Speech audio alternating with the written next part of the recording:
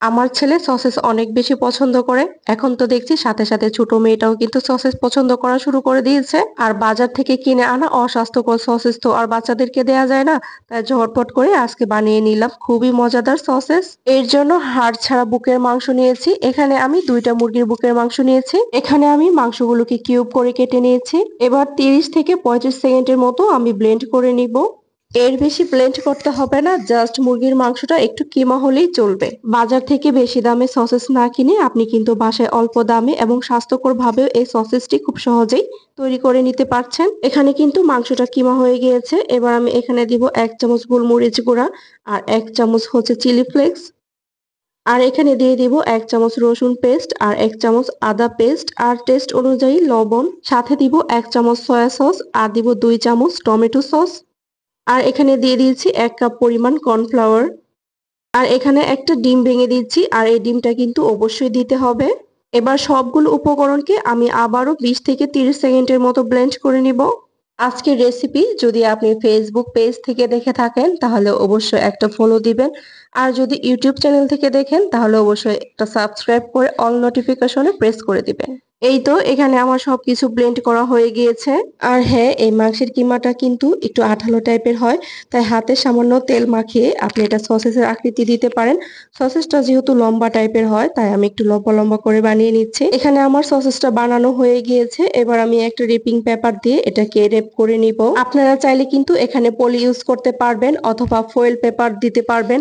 আর এই দুটো যদি না থাকে তাহলে কিন্তু আপনারা এমনিই এটাকে যে রাইস কুকারের যে ভাপ দেওয়ার অংশটা থাকে সেটাতে কিন্তু এমনিতেই ভাপ দিয়ে নিতে পারেন। আজকে আমি এই সবগুলো কিন্তু রাইস কুকারে ভাপ দিয়ে নিব। আর এটা কিন্তু রাইস কুকার ছাড়া ভাপে দেওয়া যায়, শুধুমাত্র পানি দিয়েই কিন্তু এটা সেদ্ধ করে নেওয়া যায়। আমি যখন সসেস গুলো বানাচ্ছিলাম ঠিক ওই সময়ই কিন্তু আমি রাইস কুকারে পানি গরম দিয়েছি, আর পানিটা কিন্তু এই পর্যায়ে ফুটে উঠেছে। এবার রাইস কুকারে যে ভাপ দেওয়ার অংশটা থাকে সেখানে কিন্তু আমি প্রত্যেকটা সসেস দিয়ে দিচ্ছি আর ঢাকনা দিয়ে ঢেকে এটাকে আমি ঢেকে রাখবো।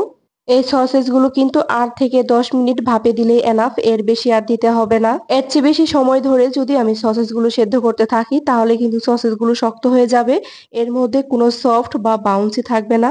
8 মিনিট পর সসেস গুলো একদমই সেদ্ধ হয়ে গিয়েছে, আর এই সসেস গুলো ফুলে কিন্তু একদমই ডবল হয়ে গিয়েছে।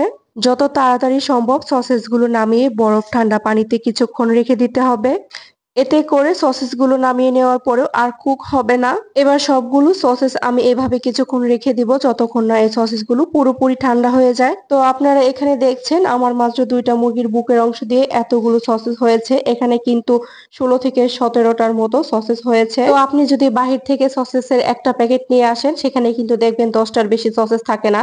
আর এটা কিন্তু আমাদের যে টাকাটা লাগে সেটা দিয়ে কিন্তু আমরা একটা পুরো আস্তা মুরগিটাই কিনে নিয়ে আসতে পারি, যেটা দিয়ে কিন্তু অনেকগুলো সসেস বানিয়ে নেওয়া যায়। সসেস গুলো ঠান্ডা হওয়ার পর আমি পলি থেকে বের করে নিয়েছি। এবার আমি একটা সসেস কেটে আপনাদেরকে দেখাবো ভেতরটা কত সুন্দর হয়েছে।